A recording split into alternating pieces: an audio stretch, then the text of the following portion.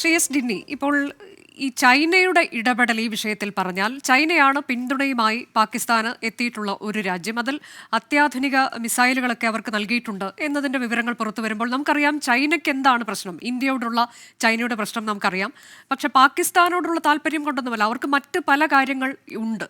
അപ്പോൾ അവർ ഇവിടെ സ്വീകരിച്ചിരിക്കുന്ന നിലപാട് മറ്റൊന്ന്, ഇന്നിപ്പോൾ പുറത്തു വന്നത് ഈ തീവ്രവാദികൾ ഉപയോഗിച്ചതൊക്കെ ചൈനീസ് വാർത്താവിനിമയ സംവിധാനങ്ങളാണ് എന്നതിൻ്റെ വിശദാംശങ്ങൾ ഇന്ന് NIA കണ്ടെത്തിയതായി പുറത്തു വന്നതാണ്. സാറ്റലൈറ്റ് ഫോൺ ഉൾപ്പെടെ അത് ചൈനീസ് ഉപകരണങ്ങളാണ്. ഇന്ത്യയിൽ നിരോധിച്ച ചൈനീസ് മൊബൈൽ ആപ്ലിക്കേഷനൊക്കെ കണ്ടെത്തിയിട്ടുണ്ട് എന്ന്. അപ്പോൾ അങ്ങനെ ചൈന എങ്ങനെയാണ് ഈ കാര്യത്തിലൊക്കെ പാകിസ്ഥാനെ പിന്തുണയ്ക്കുന്നത് എന്നതിൻ്റെ കൂടി വിവരങ്ങൾ പുറത്തു വരുമ്പോൾ ഇപ്പോൾ PJ വിൻസെന്റും അതുപോലെ തന്നെ ഈ ഡോക്ടർ മോഹൻ വർഗീസും ഒക്കെ പറഞ്ഞ രീതിയിൽ നാവികസേനയുടെ വളരെ പ്രധാനപ്പെട്ടൊരു ഇടപെടൽ ഇത്തരുണത്തിൽ നമുക്ക് പ്രതീക്ഷിക്കാൻ കഴിയുമോ? ചൈനയ്ക്ക് കൂടി ഒരു തക്കതായ മറുപടി നൽകുന്ന തരത്തിലേക്ക് ഇന്ത്യ ആക്ട് ചെയ്യും എന്ന്?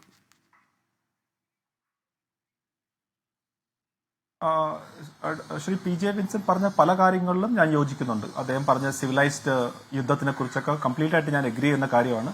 ബിക്കോസ് അതൊക്കെ ഒരു ഫാൾസ് നോഷനാണ്. സിവിലൈസ്ഡ് വാർ എന്നൊക്കെ പറയുമ്പം അത് ഒരു രാജ്യത്തിന് വേണ്ടി മാത്രമല്ല. ഇപ്പം മറ്റൊരു രാജ്യം അൺസിവിലൈസ്ഡ് ആയിട്ട് കാണിക്കുമ്പോൾ തിരിച്ച് നമ്മൾ അതേ രീതിയിൽ കാണിക്കുന്നുകൊണ്ടാണ് നമ്മൾ ഇത്രയും വർഷമായിട്ട് നമുക്ക് ഇത് എന്താ പറയുക, ഇപ്പോഴും നമ്മളത് നമുക്ക് ഇത്രയും ആക്ഷൻസ് നമ്മളെ രാജ്യത്തിനുള്ളിൽ നടക്കുന്നത്. അപ്പൊ തീർച്ചയായിട്ടും എനിക്കൊന്ന് കുറെ വർഷങ്ങളായിട്ട് തന്നെ നമ്മൾ ആ കാര്യം വിട്ട് ഇപ്പൊ പാകിസ്ഥാന്റെ ഉള്ളിൽ പല കാര്യങ്ങളും നടക്കുന്നു. അതിനകത്ത് നമ്മൾ ക്ലെയിം ചെയ്യുന്നില്ല, പക്ഷേ ഡെഫിനറ്റ്ലി പല കാര്യങ്ങളും നടക്കുന്നുണ്ടെന്നുള്ളത് നമുക്കറിയാം. സോ അത് അതിന്റെ ഭാഗം. പക്ഷേ ശ്രീ PJ വിൻസെന്റ് പറഞ്ഞതും അതുപോലെ തന്നെ ഡോക്ടർ മോഹൻ വർഗീസ് പറഞ്ഞതിനകത്തും ഡെഫിനറ്റ്ലി നേവിയുടെ ഒരു റോൾ കാണുമെന്നാണ് ഞാനും വിശ്വസിക്കുന്നത്. അത് സർഫേസിന്റെ മേളിൽ നിന്നാണോ അതോ അണ്ടർ സർഫേസ് ആണോ എന്നൊന്നും നമുക്ക് അറിയാൻ സാധിക്കില്ല. പക്ഷെ അതിനകത്തൊരു പ്രശ്നം എന്ന് വെച്ച് കഴിഞ്ഞാൽ ഇപ്പൊ നേവിയുടെ യൂസ് ചെയ്ത് കഴിഞ്ഞാൽ അത് നമ്മൾ സ്ട്രേറ്റ് അവേ ഈ എസ്കലേഷൻ ലാഡർ എന്ന് പറയുന്നത് വലിയൊരു എസ്കലേഷനിലേക്ക് പോകാനുള്ള സാധ്യതയുണ്ട്.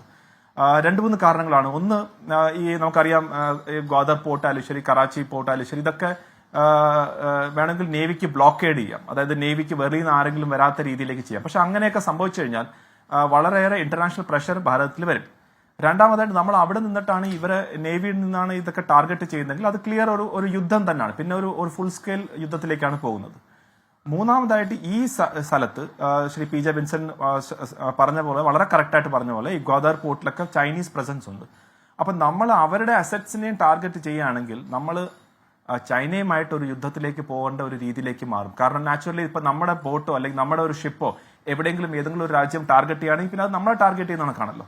അപ്പോൾ ഓൾറെഡി ചൈനയും നമ്മളുമായിട്ട് ഒരു പ്രശ്നം ഉണ്ട്. അത് ബോർഡറിൽ വലിയൊരു പ്രശ്നത്തിന്റെ പരിഹാരം പോലെ ഇപ്പൊ ഫുള്ളി കണ്ടിട്ടില്ല. ഇപ്പോൾ ഒരു ടെമ്പററി സീസ് ഫയർ എന്നുള്ള നിലയിൽ മാത്രമാണ് ഇന്ത്യയും ചൈനയും തമ്മിൽ നിൽക്കുന്നത്.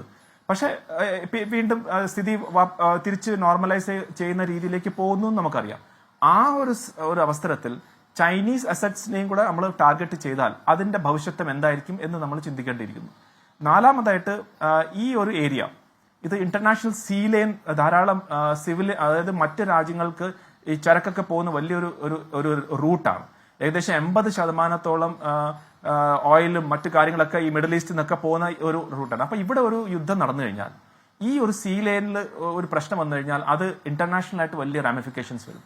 നമുക്കറിയാം സൊമാലിയയിൽ പോലുള്ള പൈററ്റ്സ് അവരുടെ ഒരു ചെറിയ ബോട്ടുകൾ വെച്ച് തന്നെ അവരെന്തുമാത്രം പ്രശ്നങ്ങൾ ഉണ്ടാക്കാൻ സാധിച്ചു. അപ്പൊ നമ്മളെ പോലുള്ള ഒരു റെസ്പോൺസിബിൾ ആയിട്ടൊരു കൺട്രി, ഒരു റെസ്പോൺസിബിൾ ആയിട്ടുള്ള നേവി അവിടെ ചെന്ന് നമ്മൾ അങ്ങനത്തെ ലെവലിലുള്ള ഒരു ഓപ്പറേഷൻ ചെയ്തു കഴിഞ്ഞാൽ തീർച്ചയായിട്ടും അതിനകത്ത് വലിയ രീതിയിലേക്കുള്ള ഒരു എക്സ്റ്റേണൽ പ്രഷർ, അല്ലെങ്കിൽ ആ രീതിയിലേക്ക് ഭാരതം തന്നെ പോകാൻ അങ്ങനെ ഒരു പ്ലാൻ ഉണ്ടോ എന്നുള്ളത് കാര്യം നമ്മൾ ചിന്തിക്കേണ്ടിയിരിക്കുന്നു. പക്ഷെ ഡെഫിനറ്റ്ലി ചൈനയെ സംബന്ധിച്ചുള്ള ചൈന ഹാൻഡിൽ ചെയ്യുന്ന രീതി എനിക്ക് തോന്നുന്നു, ഇപ്പം ഇന്ന് കഴിഞ്ഞ ദിവസങ്ങൾ ഭാരതവും ഈ ഒരു പ്രശ്നം വന്നപ്പോൾ ഭാരതം ധാരാളം ഫോറിൻ ഡിഗ്നിറ്ററീസിനെ വിളിച്ചിട്ട് നമ്മളൊരു ബ്രീഫിംഗ് കൊടുത്തിരുന്നു. 2019 ഇങ്ങനെ ഒരു സംഭവം നടന്നപ്പോൾ നമ്മൾ ചൈനീസിനെ വിളിച്ചില്ലായിരുന്നു, ചൈനീസ് ഡിപ്ലോമാറ്റ്സ്. പക്ഷേ ഈ പ്രാവശ്യം മെനഞ്ഞാന്നങ്ങാണ്ടാന്ന് തോന്നുന്നു, അല്ല 3-4 ദിവസം മുമ്പാണ് അതിന്റെ ബ്രീഫിംഗ് ചെയ്ത ചൈനീസിനെ നമ്മൾ വിളിച്ചിരുന്നു. അവരും വന്ന് നമ്മളെ ബ്രീഫിംഗ് കേട്ടു, നമ്മൾ എന്താണ് പറയുന്നതെന്ന് അവർ കേട്ടിട്ടാണ് അവർ പോയത്. അതുകൊണ്ടാണ് അവർ പാകിസ്ഥാനുമായിട്ടുള്ള ആ ഒരു സ്റ്റേറ്റ്മെന്റ് തന്നെ ഒരു വലിയ രീതിയിലുള്ള ഒരു ആന്റി ഇന്ത്യ സ്റ്റേറ്റ്മെന്റ് അല്ല. ഒരു പാകിസ്ഥാൻ നമ്മുടെ ഫ്രണ്ടാണ്, നമ്മുടെ സ്ട്രാറ്റജിക് പാർട്ട്ണറാണ്, വർഷങ്ങളായിട്ട് വളരെ സ്ട്രോങ് റിലേഷൻ ആണ്. ഇപ്പം ഇവിടെ നടക്കുന്നത് ഒരു പരിഹാരം കാണണം. അതുപോലെ തന്നെ പാകിസ്ഥാൻ പറയുന്ന ഒരു പ്രപ്പോസൽ, അതായത് ജോയിന്റ് ആയിട്ട് ഒരു ഇൻവെസ്റ്റിഗേഷൻ നടത്തിയാൽ നല്ലതായിരിക്കും എന്നുള്ളതിനകത്ത് അവരും സമ്മതിക്കുന്നു. അതല്ലാതെ ഒരു ആന്റി ഇന്ത്യ രീതിയിലുള്ള ഒരു സപ്പോർട്ടും അവർ ഇതുവരെ ചെയ്തിട്ടില്ല. അപ്പം തീർച്ചയായിട്ടും അങ്ങനെ നിൽക്കുന്ന ഒരു ചൈനയെ നമ്മൾ അവരുടെ അസറ്റ്സിനെ ഗ്വാദറിലോ മറ്റു സ്ഥലത്തൊക്കെ ടാർഗറ്റ് ചെയ്താൽ അത് നമ്മൾ വിചാരിക്കുന്നതിന്റെ അപ്പുറത്തേക്ക് ചിലപ്പം വേറൊരു ഫ്രണ്ട് തന്നെ തുറക്കേണ്ടി വരും. അപ്പൊ ആ രീതിയിലേക്ക് പോകുമോ എന്നുള്ള വലിയൊരു ക്വസ്റ്റ്യൻ മാർക്കായിട്ടാണ് ഞാൻ കാണുന്നത്. അപ്പൊ അങ്ങനെ പോകുമോ ഇല്ലയോ നമുക്ക് അത് ചിന്തിക്കുന്നു. പക്ഷെ ഡെഫിനറ്റ് ആയിട്ട് ഞാനും ഒരു കാര്യത്തിൽ എഗ്രി ചെയ്യുന്നു, നേവിയുടെ റോള് കാണുമെന്നാണ് ഞാനും വിശ്വസിക്കുന്നത്. കാരണം അവിടെ ഒരു സർപ്രൈസ് എലിമെന്റ് ഉണ്ട്. ചിലപ്പം നമ്മൾ നേവിയെ ഫുൾ രീതിയിൽ ഉപയോഗിച്ചില്ലെങ്കിലും ഏതെങ്കിലും രീതിയിലൊക്കെ ഉപയോഗിക്കാൻ പറ്റുന്ന കാര്യമാണ് നേവി. അതായത് ഒരു ഡയറക്റ്റ് അറ്റാക്ക് അല്ലാതെ തന്നെ മറ്റു രീതിയിലേക്ക് മറ്റ് പാകിസ്ഥാനി അസറ്റ്സിനെ, നമ്മൾ നേരത്തെ പറഞ്ഞ പോലെ പാകിസ്ഥാനി ആർമിയെ ടാർഗറ്റ് ചെയ്യാൻ പറ്റുന്ന കാര്യങ്ങൾ, അങ്ങനെയൊക്കെയുള്ള ധാരാളം ഓപ്ഷൻസ് അവൈലബിൾ ആണ്. പക്ഷെ അതിനെ ഒരു കൺട്രോൾഡ് ആയിട്ട് മാത്രമേ ഇപ്പം പറയാൻ സാധിക്കൂ. ഈ ഒരു ലെവലിലേക്ക് പോകാൻ നമ്മൾ ആഗ്രഹിക്കുന്നില്ല എന്നാണ് എന്റെ ഒരു അനാലിസിസ്.